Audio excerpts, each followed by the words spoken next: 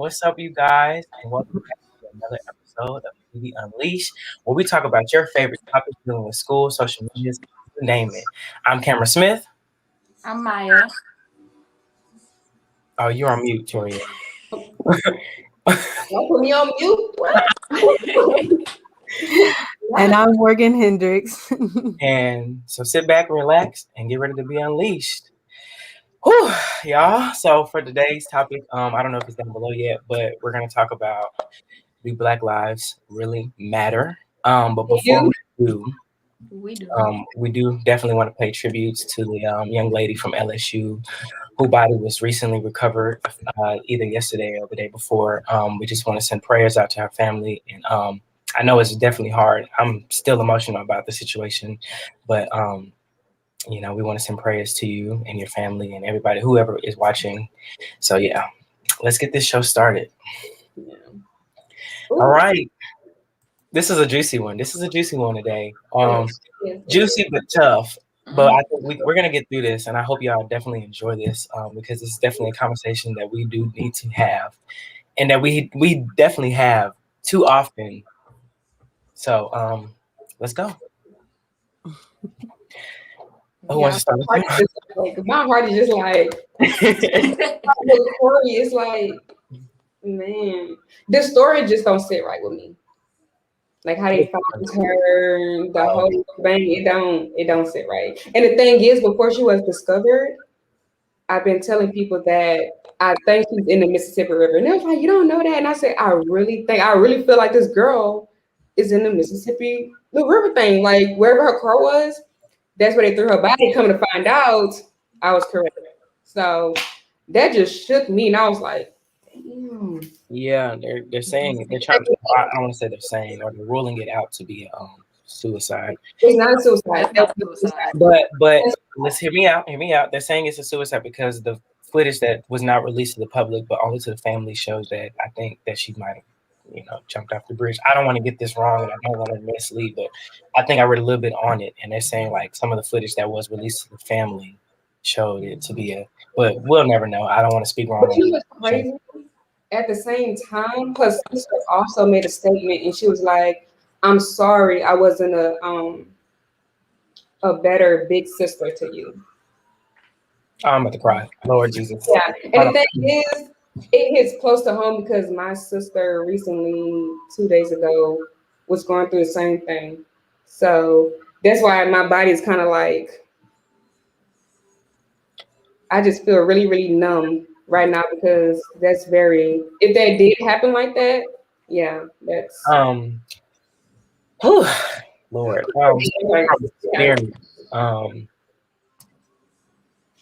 I don't think it's being in a space like that. Yeah. If anybody's ever been in a space like that where you feel like you want to do that, it's definitely it's hard. And if she did do that, I don't want to say I understand, but it's definitely hard when you're in that space and it's so low and you just see darkness and you feel darkness. You don't feel like you want to live.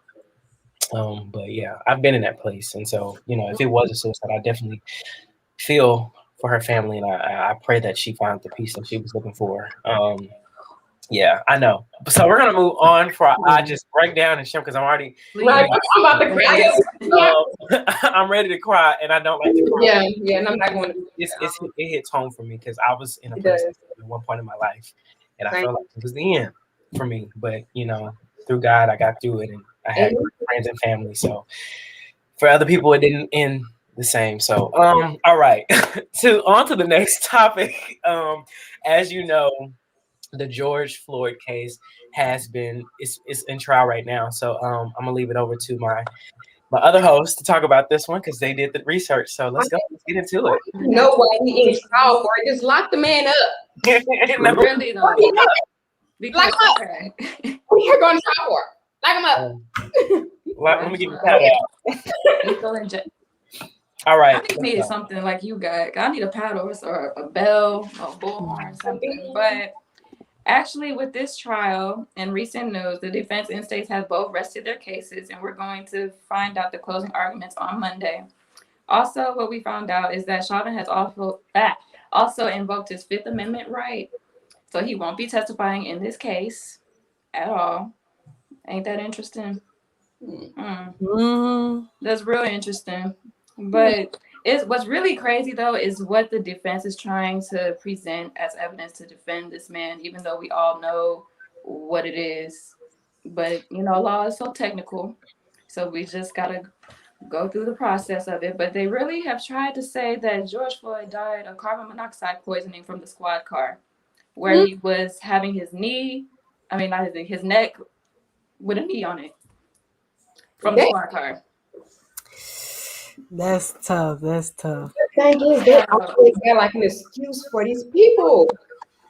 And then they let the lady walk on bail. Like, I'm sick of it. Oh, we're gonna get to her in a second. I'm sick of it. We're gonna get to her. We're gonna get to her in a second because we got some choice words for her. Because nah.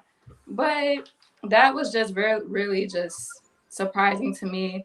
But we also had Dr. Tobin. He rebutted that whole statement. Was like, that's just simply wrong. And that who else said something? Dr. Jonathan Rich. He said that George Floyd's death was absolutely preventable, which we all know it was absolutely preventable, because what possessed you to put your knee on somebody's neck as a restraining? Y'all ain't see what was that? Orange is the New Black? Oh yeah. Who say same situation, and she died in prison, and now we have a black man, an innocent black man that died as well. And it's honestly sad because we've seen it so many times throughout history. When an African American is killed by the hands of the police, they always try to rule it to be something different. Oh, he was on drugs, or he died from carbon dioxide poisoning. I couldn't get the word out. But it's just sad. Like, why is it so hard for them to take accountability for what they did? Because they're racist. And you're right. I mean, agreeably with you. But why is it? Because if the shoe was in the other foot, and we did that to somebody like them, we would be locked up, no questions asked. We would be seen as ungodly. Actually, let's put it like this: if the same thing had happened to a dog, America they would have flipped the United States upside down. Dude went to jail for 2 years behind a dog. A dog for fighting. A dog. Yeah. That can't speak. That you got to clean up after him. It's just sad because it's like they're saying a dog's life is more important than a black man's life. And so, that's why I pose the question: do Black lives really matter? We have to ask ourselves that. For ourselves, but not to them. To everybody else, do we really matter? We're modern day slavery, honestly. We are. We are in modern day slavery. Yeah. I feel like we can march, we can protest, we can write about it, we can tweet about it, sing about it. It's not going to change, and it never will until we get our own systems. And that's just on that. Period. Because when they made them, think about who made the laws and who made the Constitution. It was all racist white men. You cannot, like I said, when it's policy, you can't go against what's documented. Like, you can't change it unless somebody get in there and they would never do it. Because they pay other black people to, I don't want to cuss, but it is what it is. They pay other black people to shit on their own community. And they do it because money and power. So it is what it is at the end of the day. Yes, I want to, change it, but I feel like if our leaders are not doing anything. That's a good question. That's a good question. Our own systems, I agree. What does that look like to you? For me, I think just seeing people of color in these higher positions, policemen, lawyers, doctors, teachers, anything, politicians, everything, more people of color in those positions that know our struggle, that's lived through it, that's seen what we've been through, that can attest to it. Instead of putting these people that have never stepped foot in the African American community, who see us as thugs and threats, but instead putting people that come from the struggle, who's seen it, who's lived it, who's missed a meal, who's been pulled over by police, who's been racially profiled by police, or anybody from any establishment, any position, so that we can have a voice not only in our communities but in the system as well, fighting for us. Because these white people at the end of the day, I feel like they don't really care about us because it's not happening to them. They're not being racially profiled. They're not being stopped. They're not being beaten. They're not being choked. Their communities are not being destroyed. So that's what it looks like for me. I don't know if y'all would agree, but that's Yeah. what it should look like for me. Basically, just equality. Like, we are still human. We just because of our skin color does not mean that we are inadequate. Like, we just need to all be on an equal playing field. Like, when we go into a job, we get racially profiled trying to find a job, you know, and then we get turned down because of our own. What you gotta say, Toya? But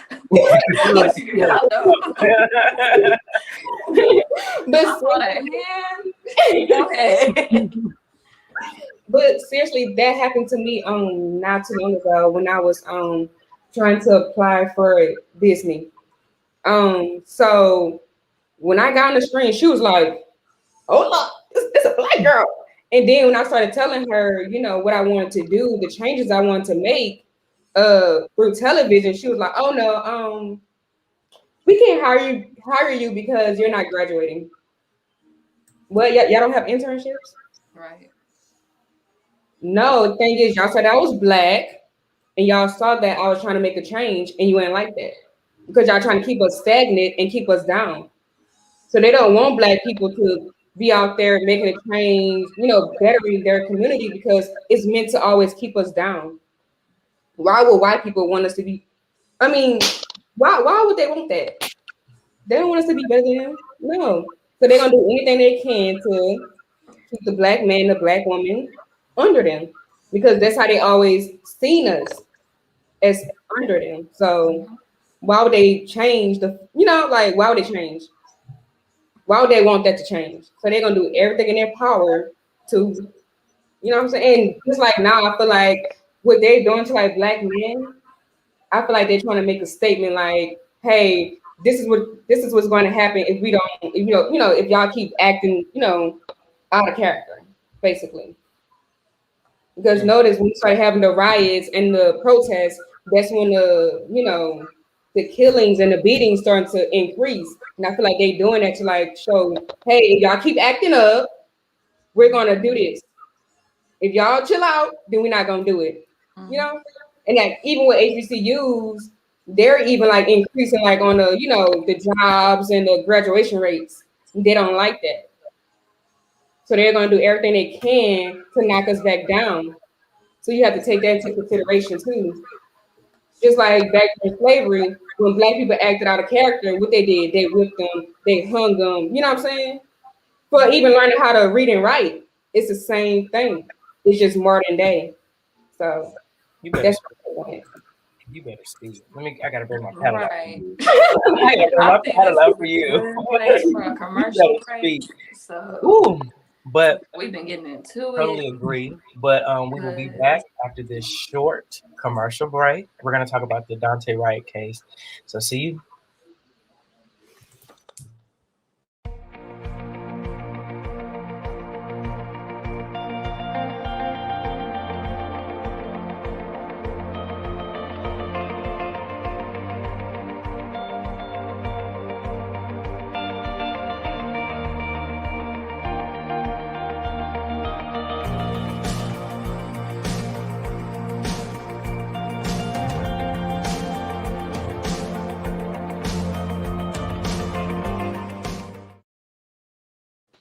All right, welcome back, everyone. Trying to throw some goofiness in this serious talk we're having today. I know our show is usually more upbeat and uplifting, but I feel like we got to talk about this because it's interesting. It's a lot going on in a month span. So, like I said before we went to break, we're going to talk about the Dante Wright situation a little bit. We touched up on it last week, last Tuesday, if you caught our Tuesday show, but today I came with a little more facts. So here we go. Basically, his case happened on a Sunday afternoon. What seemed to be a normal traffic stop turned into a fatal shooting of 20-year-old Dante Wright. The police officers said it was because he had expired registration tags and also discovered that he had a warrant for his arrest. While trying to detain Mr. Wright, they said he prompted a struggle. And given the footage shown on Monday, an officer can be seen pointing a handgun. I'm sorry. a hanger at him and shouting taser after the car pulls off, after she fires a shot. The officer can be heard saying, "I just shot him," and it was said that he drove off and later crashed a car into another vehicle and was pronounced dead on the scene. Whew. Let's unleash it, y'all. Let's get into it. Oh, I'm wow. gonna let Toriel go first, cause you know She been- quick with it. I didn't know all that happened. Oh, and I'm sorry, I left out. And his mother, who was said to be when she talked to the reporter, said she was on the phone with him as she was getting pulled over, and he told her that the stop was because he had air fresheners in his mirrors, hanging from his mirrors. So we're hearing two different stories, two sides. Police are saying it was because his tags We were can out, the police. They or are. and his mother is saying because he had air fresheners in his window. So I'll say this. I'll say this. If you're for one, my uncle is a police officer. When you're trained, you have your gun on your dominant side, on your dominant hand. That way it's easy to draw or whatever. You also have your taser on the other side with the handle pointed to where you can easily access it. Anybody that's shot or used a firearm knows the difference between the weight of a gun and the weight of a taser. There's almost no reason why she should have mixed up a taser and a gun. It's just not plausible, and especially in my mind, I'm just like, there's no way that you can mix the two up.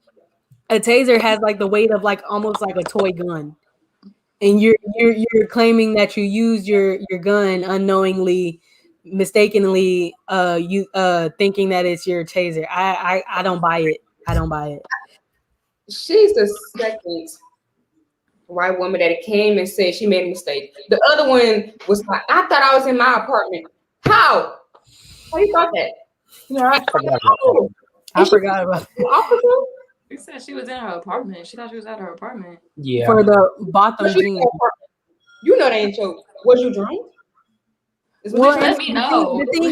the thing is, it seems like You was on drugs? it seems like they get a lot of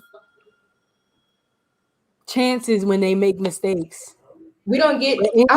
Anytime they think that or it can be somebody that's crucified in the court of public opinion, and we're automatically guilty. You know what I'm saying? Like, it just seems like well, not even seems like, it is a double standard. And then on a whole nother level when it's a police officer. Like, why? But what's They don't make no I just how many right. jail behind crimes they didn't do. I just did a documentary over a man who went to jail for I think 26 years for a crime he did not commit. The whole time the only thing they had to do was fingerprints. They never did it. They never did the fingerprints. Come to find out when they did it 26 years later, it was not him that killed that white woman. It was a serial killer. Oh, white man. it's crazy. It's honestly crazy how it just keeps happening, and it's like so repetitive. It's like over and over and over and over again. I'm sorry, y'all. My computer making noises. Over and over again, and it's like nothing ever changes. It's just a different person and a different day. And yet our community is left with hashtags, shirts, videos, and we're saying the same thing over again. And the whole time they're still feeling like the victims.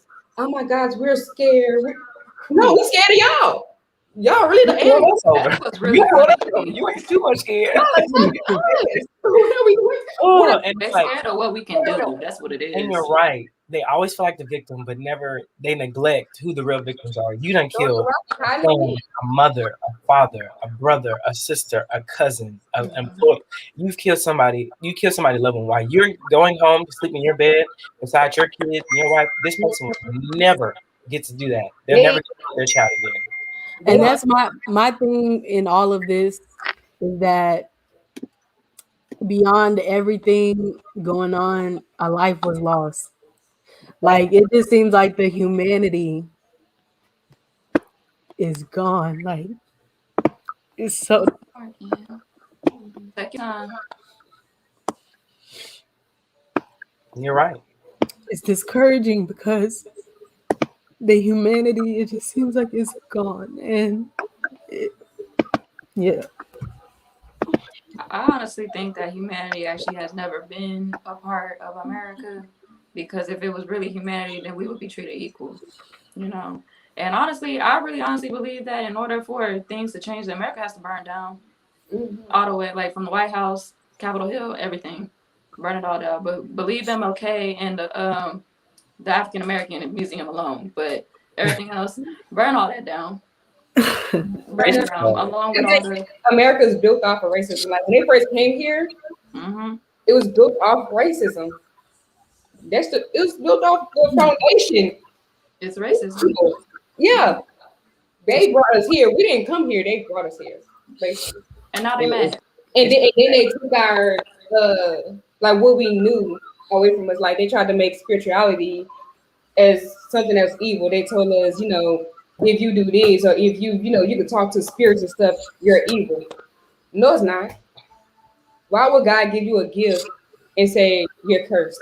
You know what I'm saying? Like, what? No, like you're supposed to talk to your spirit guides. You're supposed to have this big connection to God. Like, I feel like everything they taught us was a lie. That's why they make us go to school. Notice when you don't go to school, your parents will get arrested. Why I get arrested if I don't send my child to school? It's all a part of a mind game and to keep us stagnant. Literally, just like with low income communities, they tell these black kids what schools they could go to. See, that's the one. They tell you what schools to go to. The one. Look at the foundations around the low income communities. They don't have nice restaurants. Only thing they have is McDonald's, Burger King, corner stores, all the bad foods. That's on your vibrations because they don't want you to reach that higher elevation because they want to keep you down. So black people have to start understanding, invest in your own community, stop investing into these white neighborhoods because they don't care about y'all. Y'all helping them. You don't even know that you're helping them, you're helping them. When you buy stuff out there like Gucci, Prada, all that stuff, that's not helping the black community at all. When you buy the nice cars, that's not helping the black community at all. You know what I'm saying? Like, start putting back into your own communities. Y'all think that just because y'all donate one day that y'all help them black boys or girls. Y'all didn't help nobody. That was one day out of 365 days of the year. You better speak. You better speak. And Morgan, I just want to say I feel for you. And just seeing your tears makes it so real. Man, it was unexpected. Hold up, because I ain't trying to be out here. You know, and before and I don't know, for the viewers who are watching, we were discussing this topic earlier. You know, we were already kind of on edge, on tears, because it is so real for us being African American in America, having those talks with your parents, waking up scared. You know, it just seems like we're not real. We're not seen. How many times do we have to say our lives matter before they matter? And it's like, it kind of seems like everybody wants to be black until it's time to be black. And so, it's sad, it's disheartening, it's sickening. It's and it kind of poses a question like, God, why did you put us on this earth to endure this kind of torment day in and day out? What is the purpose? What is our purpose? What is our goal? What is your goal for us? What do you see for our race? What do you see for people in general? It's just sad. Like, why are we still having to go through this? Why do we have to repeatedly say these things for y'all to understand? No, you can't not just choke a black man out. No, you cannot just shoot a child. No, you cannot mistake your handgun for a taser and think it's okay. No, you cannot walk into a wrong apartment, shoot a black man, and, oh, I thought it was my apartment. No, it's not okay. None of it's not okay, whether it's an accident or not. And it's not okay to rule these cases as, oh, they're drug addicts or thugs, or, well, he is in a gang. It does not matter. He is a human. He has a life. He has a soul. He has children. He has a mother. He has a cousin. He has a family. At the end of the day, this man would never get another chance to say, I love you, goodbye, hi, go to work. None of that. You took that away from them. And it's sad that you can't even you can't see that. You only see, oh, well, I didn't mean, it doesn't matter. Your biases are racist. And until you start acknowledging your biases, this problem is going to continue to happen over and over and over again. And yet we're going to be in tears. Another mother, another brother, another cousin, another father, another teacher, another productive African-American lost at the hands of systematic racism, police brutality, all that. And it's just sad. And I'm tired of it. I'm tired of seeing it on Twitter. I'm tired of seeing it on social media. I'm tired of seeing it. I'm tired of hearing it. And I know that sounds bad, but I'm really just tired. Right. Right. I completely understand that. To this day, I still have not. I could not bring myself to watch the video of George Floyd. Yeah. I could not bring myself to, really just even, dive deep into it. I just couldn't. Like, I'm so tired. I'm tired. Yeah. And I think that's the only word we can say. Like, anybody can say is just, I'm tired. Like, we're tired. We're tired as a culture. We're tired as a people. We're tired as a community. We're just tired. It's like we have to fight every day we wake up. It's a constant battle. Fight to prove these people wrong, to prove stereotypes, different biases. It's a constant fight. Like, God, why did you put us on here to fight so much? I could answer. Come on. Come on. Come on. Come on. I feel like the thing is, as Black people, because the white man destroyed us, he destroyed our communities. They broke us apart. And I feel like God is telling us we have to stand as one. Right now, yes, we're protesting. Yes, we're talking about, yes, we got hashtags, but we're not standing together as one. The Black race is not together. And until we're together as one, it's never gonna change. Like I said, we have Black leaders who are not doing shit right now. They're at home chilling while we're out here talking about it. They ain't doing nothing, and they still supporting that white man. Mm-hmm. They still shaking hands with racist white men, and that's why it continues to happen because they're not doing nothing.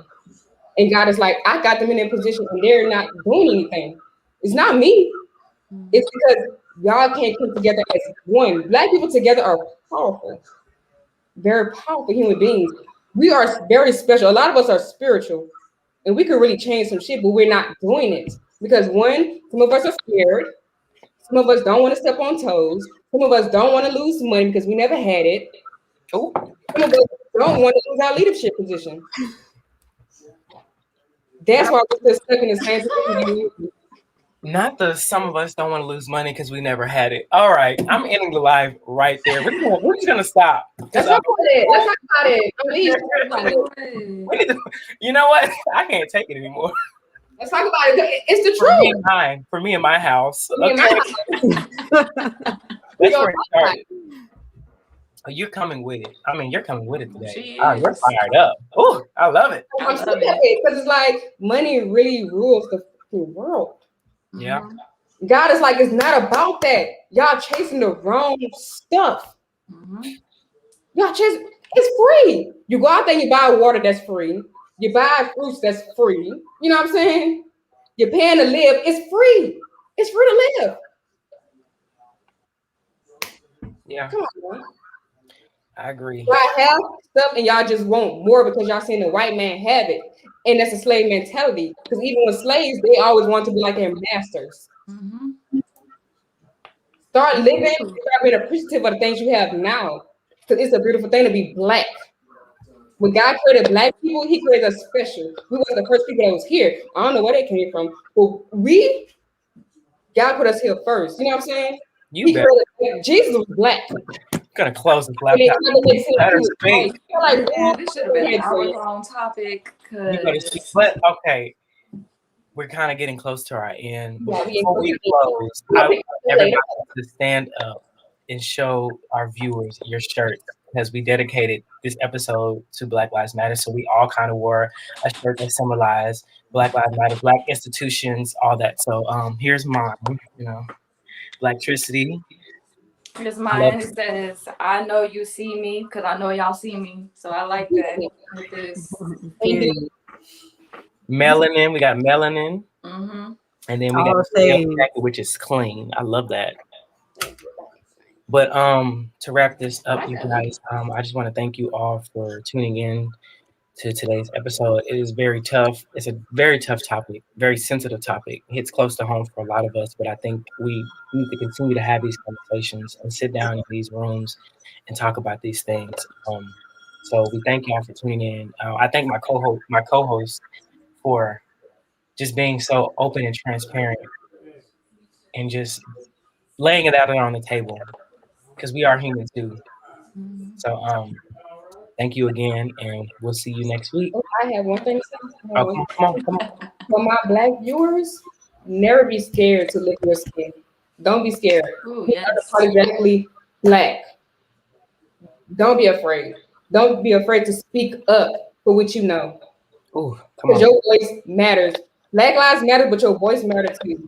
So don't be afraid to speak up. You have to speak up. Stop being scared to live in your skin. Come on. Talk about it. That's it.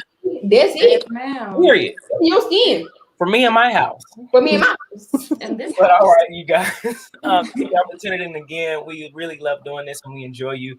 See you guys next week, the same time. Bye.